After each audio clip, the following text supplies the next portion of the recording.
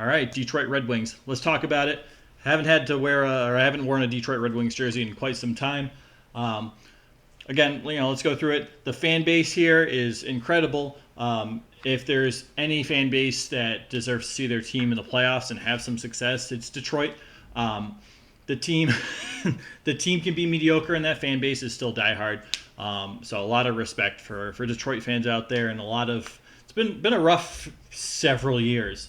Um, so let's talk about it. This hat makes my face look weird. Anyway, they played 12 games so far, 7 wins, 4 losses, 1 overtime loss, a points percentage, win percentage, whatever you want to call it, of .625, which is good. They're second in the Atlantic Division behind the Boston Bruins. But this isn't the first time in the past 2 years they've started hot. So let's kind of dive into that a bit. Do I think this team is better? Yeah. Do I think they're going to make the playoffs? I don't know. I still have questions. Just looking at the roster, looking at the stats, who's producing, watching the team play a few times. There are some young kids that will grow and become better players, but I don't know if that happens this year. So I picked them. For those that don't know, before the season started, I picked Detroit to be in second to last in the Atlantic, only beating out the Montreal Canadiens.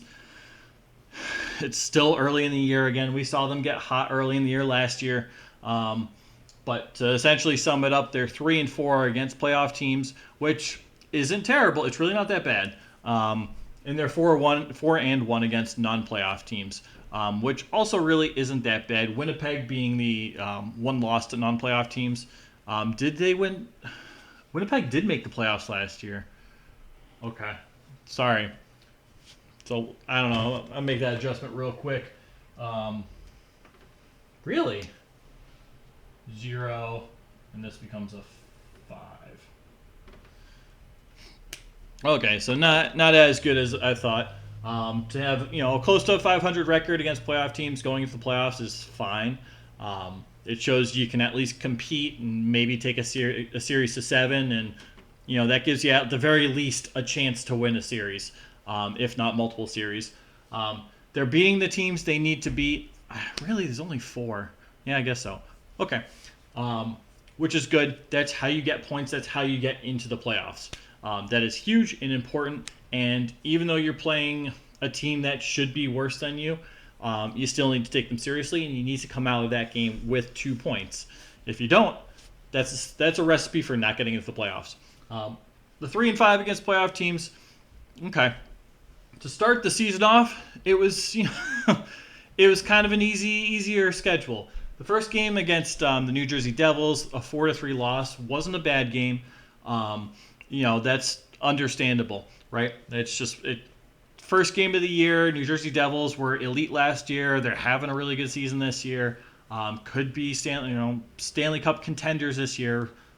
That's not the worst loss to take. The second game against Tampa Bay, you come out, you score 6, but Tampa Bay is also having struggles defensively, and at the beginning of the season with their goaltending, which is played great after since. But it was also a goaltender who has a career sub 900 save percentage type thing. Since the Tampa Bay's defense has tightened up and their goaltending's benefited quite a bit and played well. But keep in mind, it's also a game where you give up 4 goals against the Tampa. It's a game where you give up 3 goals to New Jersey, which isn't the worst thing in the world. You shut out Columbus because Columbus has no offense. Johnny Gaudreau benched last game in the third period. You beat Pittsburgh, and that's great. You score 6 goals. There are questions about Pittsburgh's defense and their goaltending a little bit. I give more of the credit to the lack of saves to the defense of Pittsburgh. Jari's getting a lot of criticisms too. You beat Ottawa, that's great. You put up 5 goals against who's their goalie? Korpisalo. I don't even know if Korpisalo played in this game. Forsberg, he had like a weird injury stint. I don't even know if he missed time. Right, but you're all So that's that. Calgary, you score 6 to struggling Markstrom in a pretty embarrassing. Calgary has not looked good this year. They're somehow looking worse than last year, and they looked bad last year. So I don't know. Uh, but the goaltending in Calgary has been atrocious. You put up 6, that's great. Um, it's good when you put up 6 on any team on any night, no matter who you're playing. You go to Seattle, you score 5, and that's you score 4, but that's still good. But you're also playing against not the most elite goaltending, a team that is good structurally defensive, a team that plays good structural defensive hockey. But the goaltending, not great. But you also let up 5 to Seattle. And Seattle isn't like a team full of offensive weapons. They're more of a defensive structured team. They get a lot of goals from grinding in like the offensive zone, getting a lot of goals and pucks near the net. They have some skill players. They can get some skill goals, especially on some shots, but that's not how they score a majority of their goals.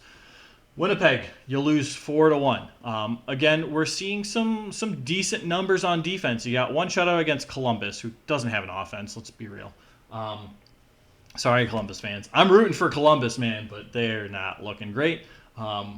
Winnipeg, right? You give up 4 goals to Winnipeg. You score 1, which isn't great, but you're also not going to score 5-6 goals every night like they have to start the season. Especially when you play against a competent goaltender in Connor Hellebuck and a competent defense in Winnipeg. I think their defense, I don't want to put them in the elite category, but they're definitely upper half of the NHL. Then you go against New York Islanders, the Boston Bruins. You lose 4-1 again. Did they really play? I don't even remember this game. I don't know. I don't even have it up. Anyway, I don't know why I don't remember this, but my mind hurts. I gotta look this up. Did they really play Boston twice already? I wrote this on the board too. Yeah. Saturday the 28th. Okay. I don't know why that's really not ringing a bell for me. That's bizarre. Okay. I know why. I remember this game. This is the game I was not invested in all in. And I assume the Bruins were playing like the Blackhawks because I don't know. It was on a different level that day. I remember this though. Okay. Anyway, I couldn't really tell you much from this game, to be honest, because I don't really remember half of it because I was half asleep. I did watch it though, but they lost 4-1 to Boston. Boston, a team that doesn't have elite offensive abilities, structurally sound, defensively sound, but giving up 4 goals, a little concerning. You play the New York Islanders. Islanders struggling with offense usually. You still give up 3 goals, but you win. You score 4 goals on a team that really prides himself on defense and goaltending. That was an impressive win in my eyes. Then you go to Florida and you lose 2-0. You give up 2 goals to a Florida team that's struggling to score, but you don't put up any goals. You don't put up any goals, you're not going to win. Then you go to Boston, which is the most recent game, and you win 5-4. That game I thought was heavily influenced by the refs. I'm not saying Detroit or Boston were the better team. I think they were pretty evenly matched. Both teams had periods of greatness, and both teams had periods of not so great play in that game. But for the most part, it was mostly positive. But the refs for both teams were awful. I'm not one to bash refs too often, but I really would have liked to see these two teams battle it out more 5-on-5, or at least like have more understandable goals against. I feel like this is a game that probably would have went into overtime and been exciting, a little more exciting. There were a lot of penalty calls that were awful for both teams, and there were a lot of non-penalty calls that were blatant and should have been called for both teams. It's my little rant on the refs with this game, so I take this with a grain of salt, but hey, a win is a win for Detroit. You split the season series with Boston, who is the team with the best record in the NHL right now.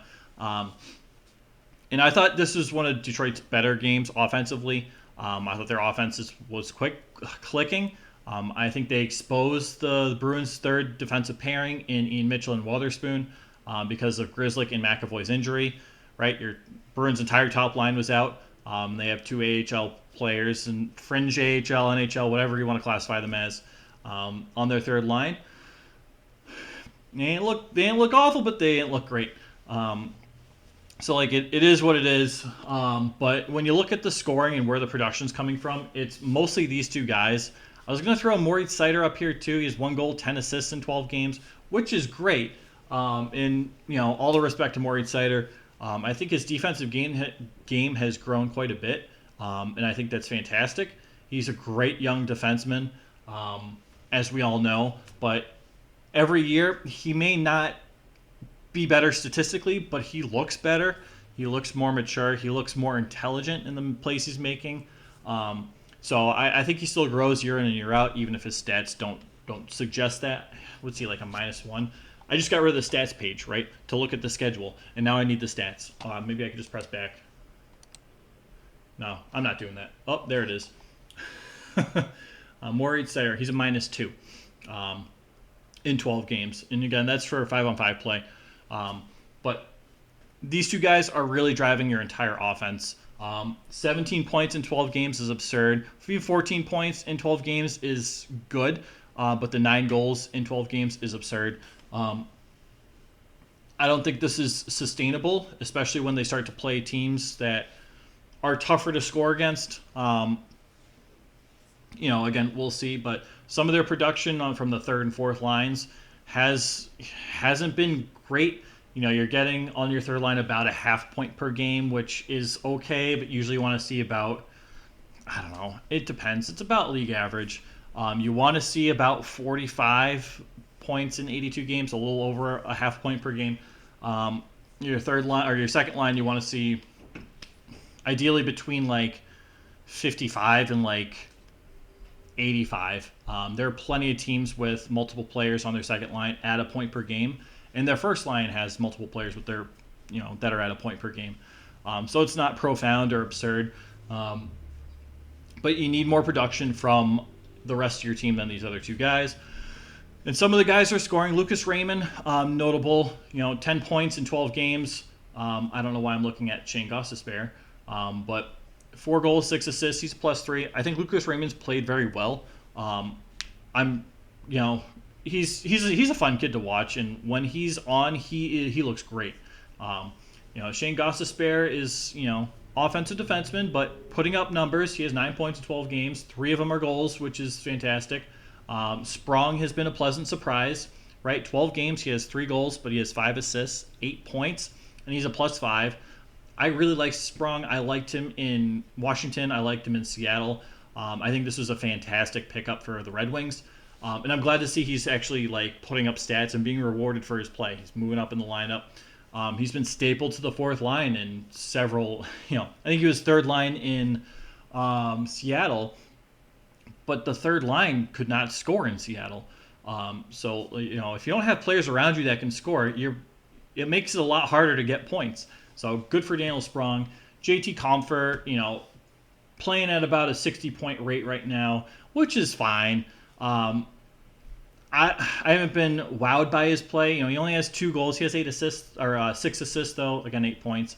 Perron, again, more of a power play guy. Scores a lot of his points on the power play. He's one of the most consistent players to watch. And then people think he's either better or worse than he actually is. He's a good player, but most of his production throughout his entire career comes on the power play. He's creative. He can snipe unique shots when there's not much pressure on him.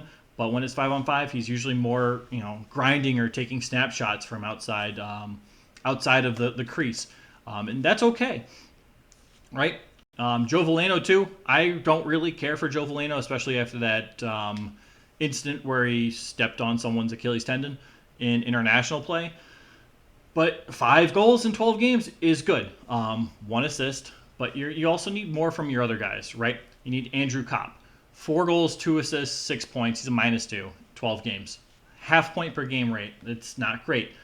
Olli Mata is a -1, 2 assists. He's a defensive defenseman. He's not going to put up points, but you want to see him play better 5-on-5 play. Ben Sherratt, right? He's a +3, so that's why you take plus-minus with a little grain of salt there. But Ben Sherratt is more of an offensive defenseman. 1 goal, 1 assist for 2 points. Robbie Fabry, kind of like a little asterisk there. He's only played one game. He has one goal, which is great. He should play tonight. I don't know. I feel like everyone's playing tonight. He should play in their next game. I think that's tonight. Um, Justin Hall, I think, has been fine. I think his defensive partner, oh my God, who is it? I don't remember. Um, has helped with Justin Hall's game and production. I think he's a little looser, a little more. He just goes out and plays his style, and it kind of fits a little better in Detroit. I don't think he's elite. I don't think he's going to lead the league in plus minus. He's a +6 right now. I think it was a +8 earlier in the season, so we've seen it come down already. But 3 assists so far in 10 games. Not a bad player. Who else? Jonathan Berggren. We've only seen him for 2 games. Klim Kostin, that was the big restricted free agent pickup from. I think he was actually bundled, but there was a lot of hope for Klim Kostin to produce. He showed a lot of potential last year in Edmonton. 0 points through 9 games. He's a -3. He's taken 9 penalty minutes. So there's like a fight or something in there, or I don't know. But that's a weird number. Yeah, you need some more from these guys. Sorry, I totally forgot about Michael Rasmussen. But you also need these guys to play better defense. I don't want to put the entire blame on the offensive forwards because I don't think they've been bad. You got plenty of your forwards come back and play defense, and Dylan Larkin leads by example with that. I think he's very underrated defensively. I'm just going to leave it out there. As a fan of other teams that are not the Detroit Red Wings, I don't like him. But as a hockey player and as a captain and a human being, he's a great person and a great leader, and any team that has him would be lucky to have him. There's no doubt, right? But he plays defense, and I don't think he gets enough credit for that. It's pretty solid. Even DeBrincat will rush back in Detroit to play a little defense, which we haven't seen him do too much in his career. He'll do it, but not consistently. We've seen that so far from DeBrincat. But the defensive core, it needs to have more structure. Rasmussen against the Bruins game, whatever night they played, because I can't remember what I had for breakfast, and it's like noon. It's not noon. It's like 4 o'clock. But but Rasmussen, he was doing a lot of chasing last night, leaving his other defensive partner and the goaltender a little exposed on the back end, relying on the forwards to come down into the crease and cover for defense. And that's not a recipe for success in your own defensive zone. And I don't want to single out Rasmussen. We saw that from Wallman. I want to say we saw Seider chase, but it didn't really matter. It was one of those like understandable things. Who else? Is that it? I guess that's all I really remember. We saw Gostisbehere chase a little bit, but he wasn't too bad. He's not the worst when it comes to chasing people.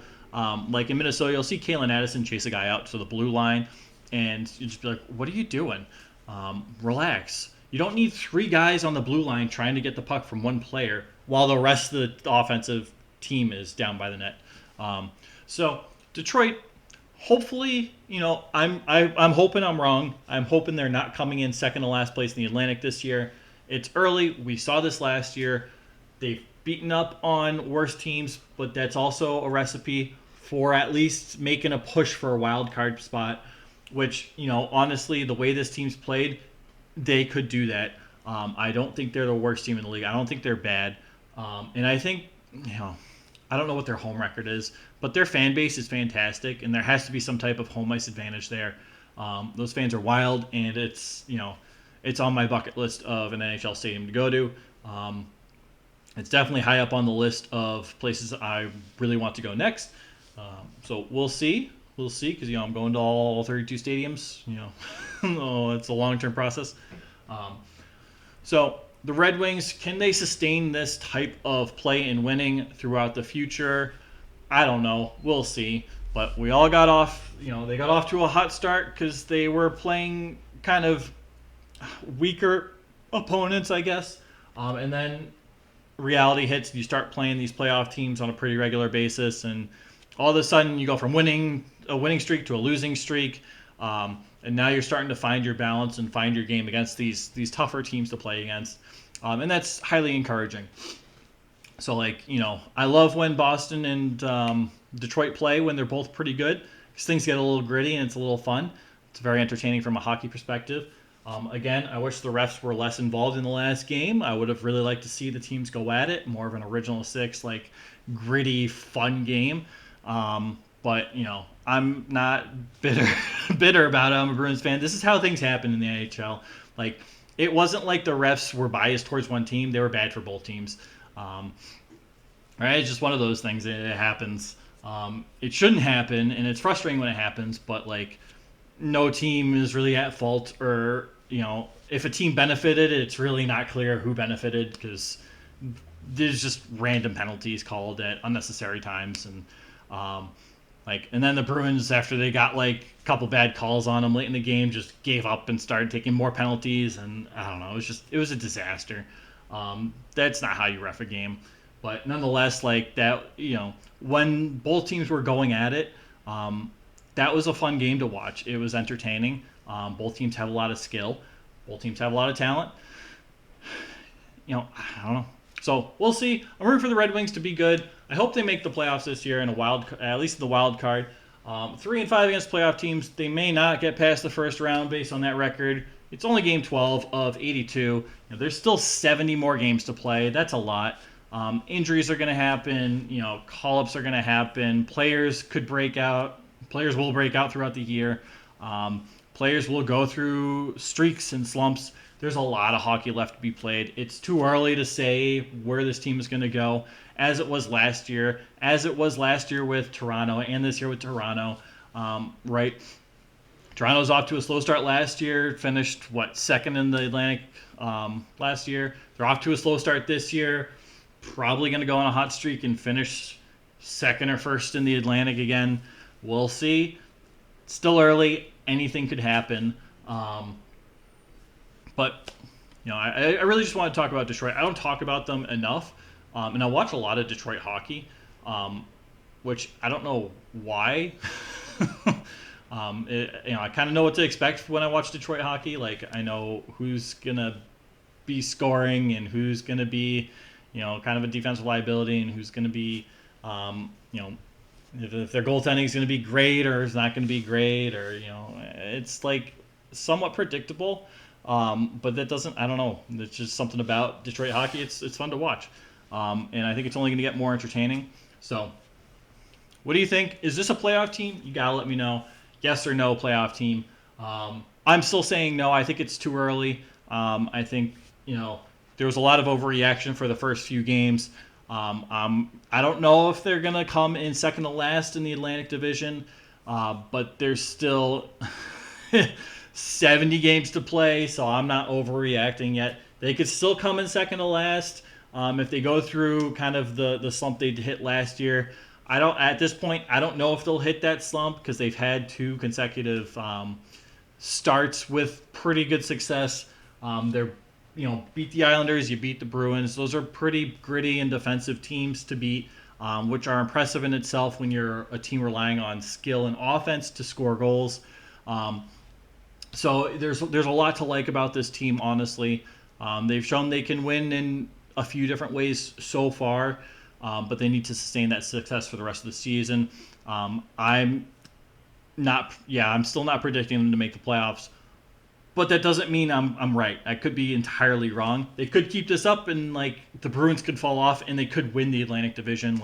It's hockey. Things like that happen. That's why it's fun. So don't come at me, because I love you, Detroit fans. You guys are great. But let me know what you think. All right. I appreciate you guys watching. Take care, right?